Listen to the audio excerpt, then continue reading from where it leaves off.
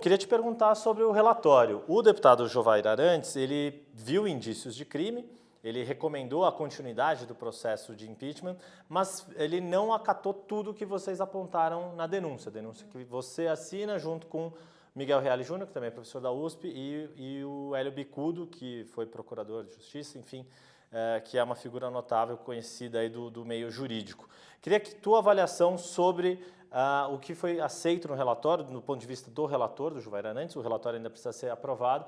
Enfim, ele viu indícios, principalmente nas questões orçamentárias dos decretos, mas não se ateve na parte que fala ali de corrupção, de lava-jato, preferiu deixar isso de fora. Como é que... O que eu entendi, eu não entendi que ele não tenha visto a materialidade, como a gente chama, do crime com relação à Petrobras e com relação a 2014. O que eu entendi é que ele achou mais prudente deixar de fora para talvez evitar questionamentos, né? Porque ele achou mais seguro acolher apenas 2015.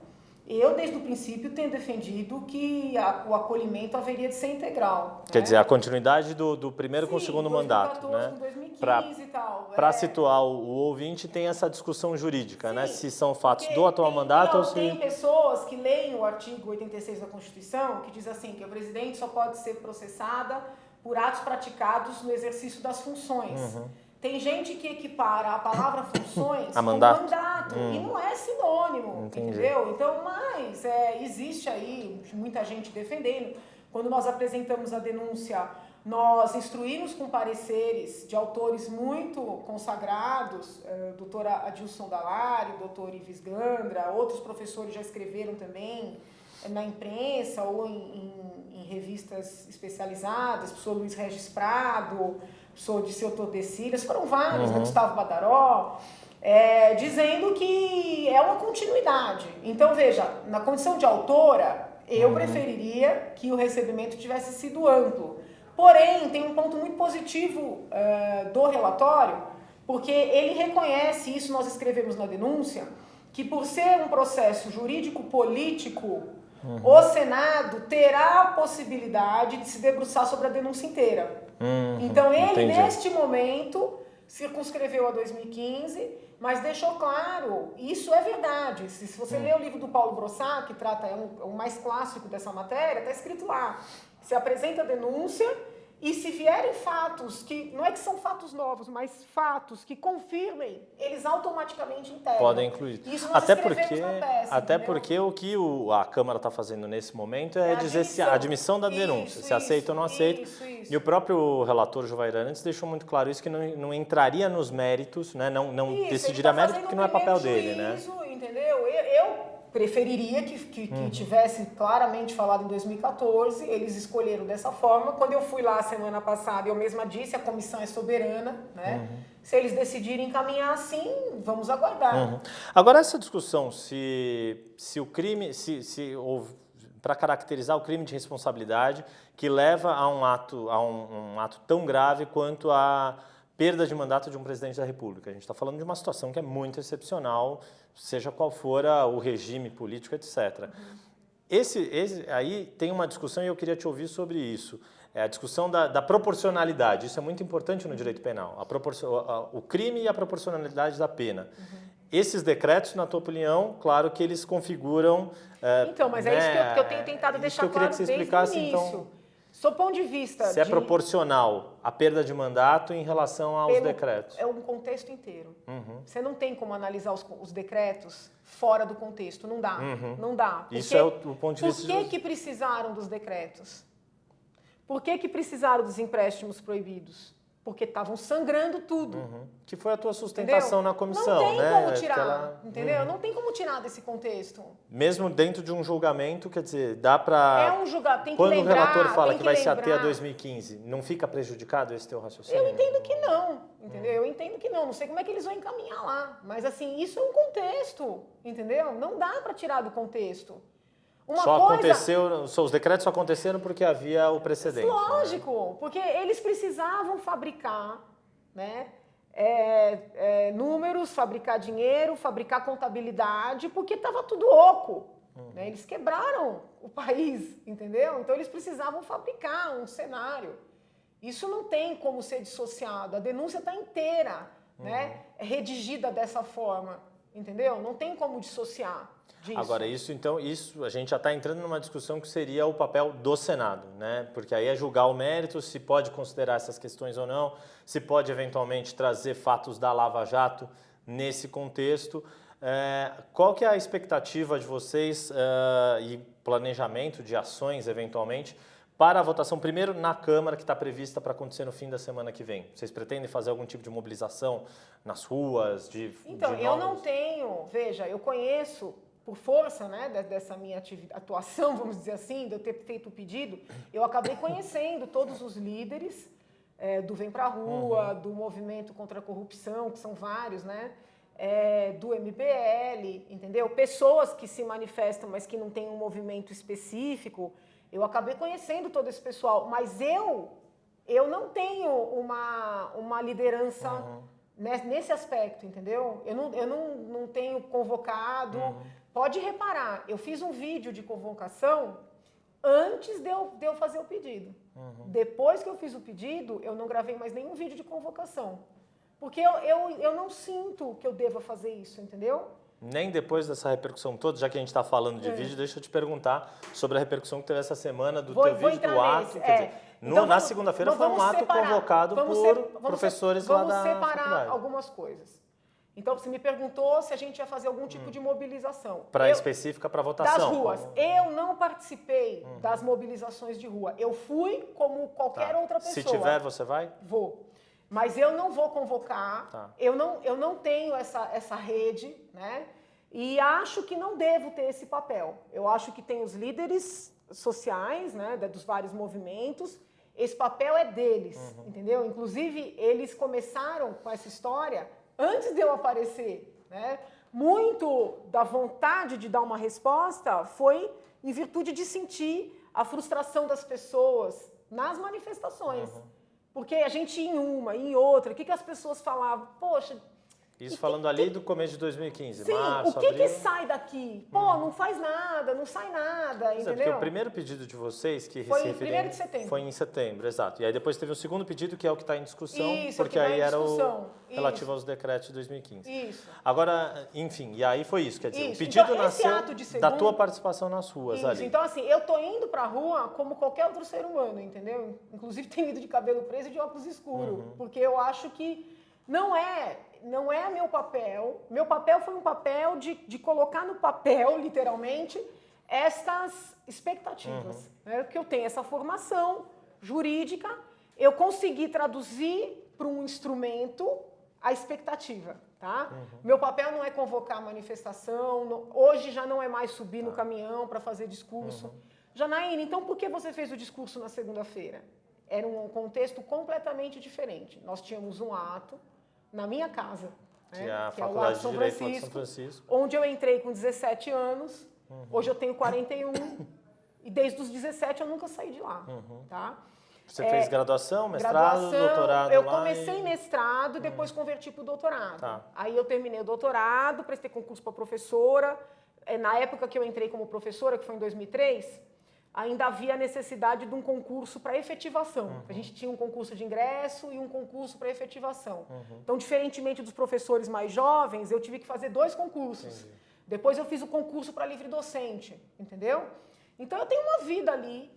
E a faculdade estava... O que aconteceu? Há um tempo atrás, alguns dias atrás, as pessoas ali promoveram um ato, um encontro, disseram que era para uma outra finalidade, mas calhou de esse encontro estar marcado justamente para quando os áudios do Lula foram divulgados. E aí, no Salão Nobre, houve um grito lá, Moro na cadeia, Moro na prisão, com vários professores. Os áudios foram divulgados numa quarta e esse evento foi numa quinta, no Salão Nobre. Isso, foi muito próximo, virou um ato, entendeu? Mas era... Aí vou falar pelo lado que a gente tinha aqui de informação de imprensa, já se sabia que seria um ato simpático ao governo, um ato de pessoas até porque favoráveis ao governo contra são professores que se declaram. E aí tem toda uma polêmica se as salas públicas podem ou não podem ser utilizadas para isso, uma polêmica que ela é recorrente dentro da faculdade. Mas o que acontece? O que você acha? Desculpa, rapidinho. Eu acho que não deveriam. Tá, porque eu sei que tem uma discussão dessa, por exemplo, lá em Goiás. Se deve ou não deve ter atos com um eu viés acho político, que não Mas deveria. a faculdade não é um lugar que Mas deveria o problema comportar é que discussão para qualquer sim, lado? mas eu acho assim, por exemplo, na época da eleição, teve ato pró-Dilma, entendeu? Teve ato e não teve ato pró-outros candidatos, entendeu? E, assim, pela lei eleitoral mesmo, existe uma vedação. Mas isso é uma questão eleitoral, candidaturas. Isso, Outra coisa é manifestação isso. política. O que acontece é o seguinte, existe não é o que razoável acontece? ter manifestação Veja, política dentro da universidade, eu onde se quero que discute... você compreenda o seguinte, eu estou tentando explicar o histórico da coisa. Aquela cena do Salão Nobre gritando Moro na cadeia não me incomoda, porque eu não tenho problema com liberdade de manifestação. Eu fico surpresa que alguém peça prisão do Moro. Tá? Para mim é algo surpreendente. Quem reagiu a isso, inclusive, foi o ex-ministro do Supremo, Eros Grau. Ele fez uma manifestação pública criticando eu me surpreendo e citou esse episódio. Com o mérito da coisa. Mas eu não tenho, assim, problemas com a liberdade de manifestação. É da minha formação. Só que o que aconteceu? Ex-alunos ficaram muito constrangidos. Porque essas pessoas que se formaram e foram fazer suas vidas não têm noção de que a faculdade hoje ela é fortemente governo, entendeu? Eu tô lá desde os 17 anos. Mas o pessoal que se formou comigo, por exemplo, foi, sei lá, prestar concurso para juiz, para promotor, foi montar seu escritório, viajou para o mundo, né?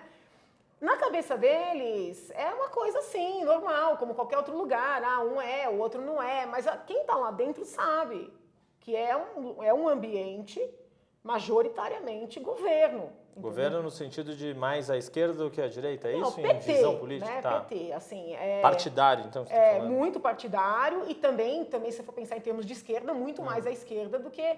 Então, assim, as pessoas se surpreenderam muito com aquilo, entendeu? Tá. Eu que estou lá dentro, não me surpreendi tanto. O que aconteceu? Eu comecei a receber muitas mensagens de gente até da minha turma, ex-alunos, alguns alunos atuais que não têm coragem até de se mostrar, porque a pressão é um pouco grande. Poxa, professora, ninguém vai fazer nada? E daí que veio esse ato que então, aconteceu. Deixa eu te explicar. Aí, o que eu respondi para essas pessoas? Eu falei, gente, eu, Janaína, não tenho condições, nem de tempo, e não acho que seja o caso de eu organizar nada. Se alguém quiser organizar, fica a critério. Mas eu te confesso que eu achei que não sairia. Mas saiu, e quem saiu, foram ex-alunos, um deles, que é o doutor André, inclusive foi da minha turma, o Paulo Henrique, que é um jovem também, que foi presidente do 11, e uma comitiva que eles montaram, que eu não sei te dizer. Eu fui convidada, como pelo que eu entendi, foram convidados todos os professores, tá? Mesmo aqueles que são mais... Eu não tenho certeza se eles, mas eu acredito que eles tenham... Acredito, tá? Não tenho como te dar 100%, porque eles estavam convidando. Sim. E eu sei que alguns disseram que confirmaram a presença, outros deram um nome para uma carta de apoio, outros deram um apoio informal, mas preferiram, por alguma razão, não pôr o nome na carta. Então eu fui para o ato convidada, tá? Eu não organizei o ato, eu fui para o ato convidada. E subi no palanque, fiquei muito, assim, positivamente surpresa. Eu não imaginava encontrar tantos professores, né? Acho que nós somos 120, 130 professores. Eu estava me sentindo quase que isolada, né? Assim, no meu departamento completamente, mas mesmo na universidade eu me sentia completamente isolada. E de repente eu vejo 20 professores, né? Foi uma coisa assim muito significativa pelo que eu vivencio lá dentro. Muitos alunos, muitos ex-alunos, né? Foi uma coisa que realmente muito surpreendente. Tem um promotor de justiça que escreveu 2 livros sobre júri. Ele é um promotor famoso por júris. E teve um momento na minha vida que eu teria que enfrentá-lo, né, num determinado julgamento. E aí eu gosto de saber quem eu vou enfrentar, né? E eu fui ler os livros dele. O nome dele é Edilson Mongenó Bonfim. E num dos livros dele, ele fala numa coisa chamada estado de júri, né? O que é isso? Você é uma pessoa que estudou muito, que conhece muito a teoria, que tem todos os conceitos, e você estudou muito aquele processo. Então você não tem que fazer um roteiro, né? Um roteiro claro do que você vai falar. Porque a hora que você entra no tribunal do júri, que você coloca a tua beca, entendeu? Vai acontecer uma coisa que se chama estado de júri. Tá. Que é um pouco aquela história também do teatro que é o júri, Não, não é? o júri não é diferente? teatro. Tá. O júri não, digo que algumas pessoas dizem no sentido de que você mas é porque não conhece. mas digo no bom sentido, de técnica ali para o júri não é convencimento. teatro, entendeu? O júri é a coisa mais linda que tem, entendeu? Então, assim, o estado de júri é isso. Você conhece a teoria, você conhece o teu caso, você está convicto da tua tese e aquilo vem, você entendeu? E foi isso que aconteceu na segunda depois que eu passei por 2 palanques, porque o primeiro palanque foi no dia 16 de agosto, numa manifestação que antecedeu o pedido. Tá. Quando eu não aguentava mais ouvir as pessoas falarem renúncia, renúncia. E eu entendo a renúncia como um ato pessoal, Sim. entendeu? Como um ato personalíssimo, vamos dizer assim, na linguagem jurídica. E eu já não aguentava mais. Eu falava, gente, para com essa conversa fiada, entendeu? Ou toma uma providência, ou para, porque você não pode pedir para o outro renunciar, entendeu? E aí me convidaram para subir no caminhão. Eu subi porque naquele momento eu não sabia que eu ia propor. Mas eu queria convencer alguém de que tinha que ser proposto, entendeu? Eu peguei o microfone e aconteceu, foi um estado não o estado de júri, mas o estado de palanque, entendeu? Eu fiz um discurso fortíssimo, bati no peito que chegou a ficar roxo, entendeu? Dizendo o seguinte, chega, tá sobrando elemento, entendeu? Quem quiser fazer alguma coisa, vamos fazer, entendeu? Vamos pôr no papel, vamos fazer. E foi um discurso com muito impacto, tem no YouTube, muita gente me criticou já por esse discurso, entendendo um discurso forte demais e tal, só que ali ninguém me conhecia, entendeu?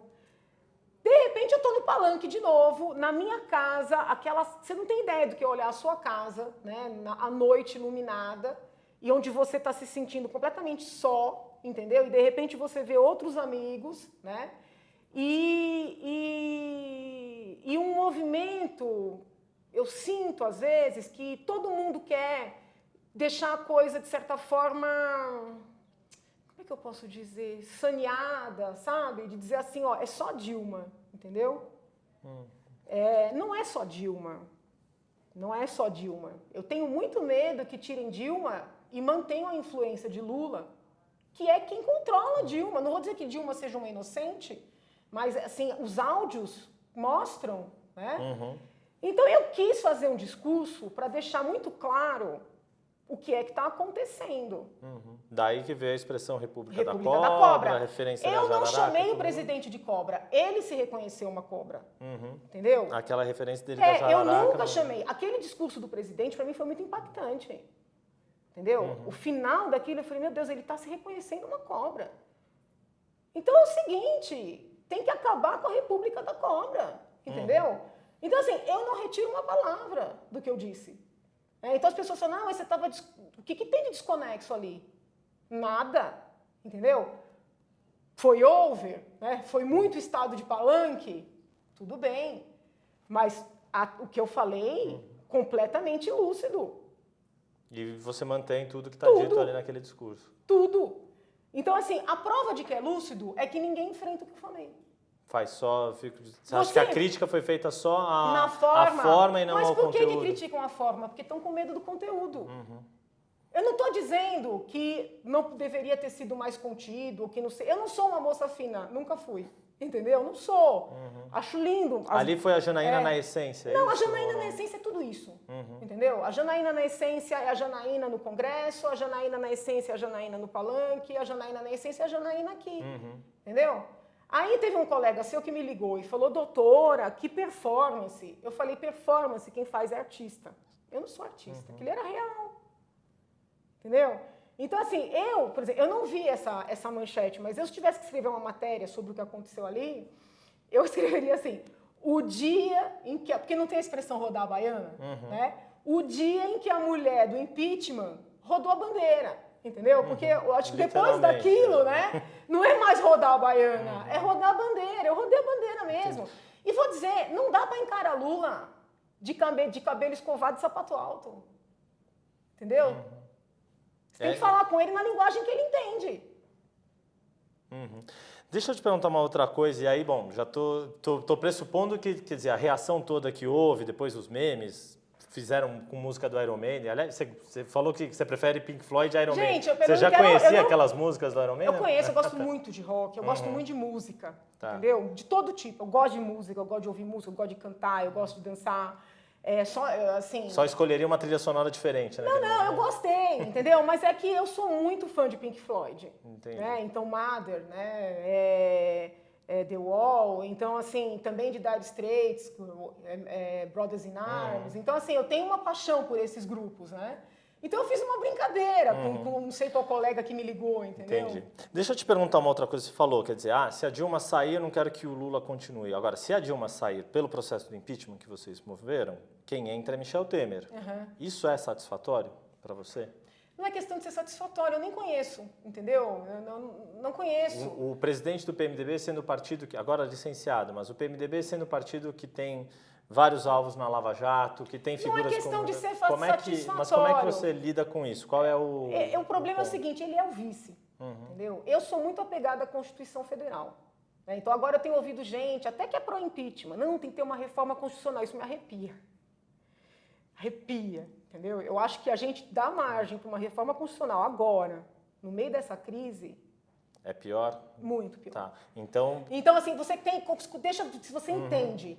Não tem nada a ver com o Temer, entendeu? Eu nunca conversei com o Temer. Eu não me recordo de ter estado num evento público, porque às vezes você está num evento público e tem lá um político que você até aperta a mão. Ainda mais sendo ele da área do direito. Eu não me recordo de ter estado sob o mesmo teto que ele, entendeu? Eu já li textos dele como professor de constitucional, que ele é. Até curiosamente, na época do impeachment de Collor, teve um debate de que participaram vários constitucionalistas. Michel Temer estava nesse debate, tem um livro disso. E o Barroso, ministro, na época era menino, acho que tinha 30 e poucos anos, era o caçula da turma, né? Então é muito legal ver a discussão deles sobre o processo do Collor, né? Então o que eu quero dizer é o seguinte, eu não estou fazendo isso a favor de Temer. Agora, Temer é o vice. Se ele é o vice, ele tem que assumir. Se depois que ele assumir surgirem elementos contundentes o suficiente para que ele saia, que saia. A frase que eu tenho dito por aí... Os decretos que ele assinou, que é o que está no não estão no mesmo conjunto. Não tem o mesmo peso. Lá, Pelo fato de ser presidente de exercício e não... Pelo fato de serem 2 ou 3 decretos. São 4 decretos. Por delegação, entendeu? O presidente se afastou, ele assinou. E não estão nesse contexto de deliberadamente maquiar contas públicas para poder cobrir o buraco. Tá, não é só pelo fato de ter assinado. É isso que as pessoas não entendem. Se lerem a minha peça, vão entender o meu argumento, entendeu? Dentro daquele teu argumento de que o decreto de hoje só existe por causa de tudo que aconteceu. Então, assim, não é uma coisa assim, né? As pessoas eu tenho recebido muito e-mail interessante, né? Muitos e-mails de apoio. Eu tenho tentado responder a todos, até é legal ter essas oportunidades para eu agradecer publicamente as pessoas por todo o carinho, por todo o incentivo, por toda a solidariedade, com essa porrada que eu tomei toda esses últimos dias, o que eu recebi de cartinha, de e-mail, de mensagem, entendeu? Eu apanhei muito, né? Então eu agradeço de público aqui todo mundo, mas eu tenho recebido uns e-mails assim, o que os críticos eu também respondo, mas eu tenho recebido assim, você é uma tucana disfarçada. Tô te sacando, é até engraçadozinho, tô te sacando, você é tucana, entendeu? E qual que é a resposta? É tucana ou não é tucana? Eu falo pra pessoa assim, olha, eu não sou, mas você acredite no que você quiser, o que eu posso fazer? Eu não gosto muito do estilo PSDB, né? O estilo PSDB não bate comigo. Por quê? Porque eles são muito neutros, né? Eu sou tudo menos... Qual é o estilo na política que combina com Janaína Pascoal hoje? Não sei. Não tem a Janaína Pascoal, não tem quem votar hoje, se tivesse que votar? Tá difícil de escolher? Não sei. Isso é um sinal complicado para a nossa política, né? Se a gente... Eu acho que a gente está num momento de reflexão. Aquilo que eu disse no discurso é verdade, entendeu? Nós vamos querer continuar sendo o país da mala? Nós queremos, porque é isso que a gente é, país da mala. A negociação está clara, né? Antes ainda se escondia, agora está claro, país da mala é dinheiro. Você consegue entender isso? Essa é a opção que a sociedade tem que fazer. Eu acho que a gente tem que dar um basta. E aí isso é via reforma política, por exemplo, ou mais Eu acho que isso é via reforma da matéria-prima. Que é? O ser humano. Comportamento social, é isso? Não, o ser humano. A gente tem que falar dessas coisas abertamente. Entendeu? Não dá mais para fingir que não acontece. Né? Porque o que acontece? Ninguém fala, né? Ninguém fala. Entendeu? Mas o que é falar isso? É a corrupção do cidadão comum? É isso? Não, eu acho que a gente tem que entender o seguinte, tem que parar. Mas parar o que exatamente? As pessoas têm um sentimento de que a política não é com elas, entendeu? Você vai votar e eles vão fazer alguma coisa. Aquele sentimento de que vai surgir um salvador da pátria. Né? Então, por exemplo, eu tenho medo desse movimento, né, de endeusamento de pessoas, porque isso corre esse risco da gente fazer o que aconteceu com Lula, por exemplo. Né?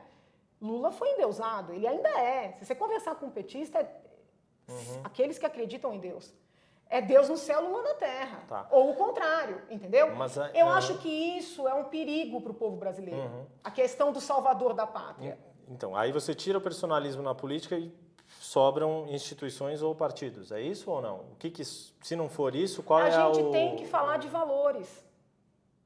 Então, e aí por isso que eu te perguntei, se esses valores são os valores do dia a dia. Se você quiser conversar de valores hoje, o intelectual vai dizer que você é moralista. O intelectual vai dizer que você é religioso. E moral e moralismo são coisas completamente diferentes, entendeu? Então, quando você tenta fazer um debate, né, do que é o certo, do que é o errado, primeiro, o intelectual hoje não aceita falar em certo e errado.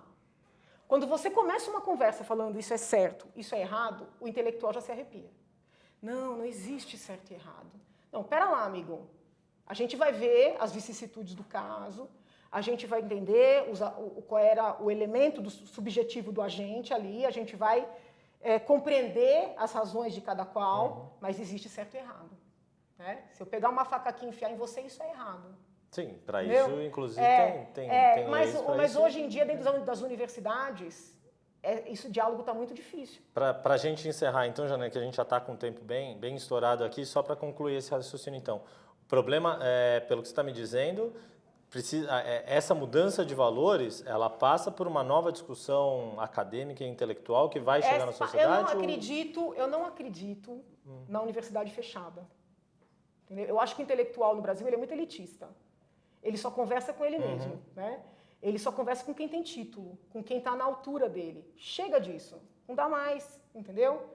O intelectual precisa sair da sua torre. Não é só a política que está precisando de banho de povo, é a intelectualidade, muito. Tem que abrir as portas, entendeu? Tem que ver dignidade no homem que está com o pé no chão, nas pessoas que trabalham de verdade. Né? O intelectual está fechado numa torre de marfim. Então ele produz para ele mesmo, né? Fica todo mundo ali se bajulando, entendeu? Excelência, não sei o quê, né? Não dá mais, entendeu? Tem que pôr o pé no chão, tem que ouvir a pessoa que pega o bumbo às 5 da manhã, sabe? Tem que valorizar o trabalho. Então hoje a gente vive um momento de desvalorização total do trabalho. O trabalhador é um ignorante, é um trouxa. Inteligente é quem fica produzindo tese para colocar os outros para lutar a sua causa, entendeu? Legal. Mas a gente precisaria conversar umas 3 horas. Pois é. Isso, com perdão do trocadilho, daria uma série de teses acadêmicas. É verdade. Também. Queria agradecer a Janaína Pascoal, professora de Direito da USP, uma das autoras do pedido de impeachment que está em discussão na Câmara, e agradeço você que nos acompanhou aqui. Um abraço, até mais.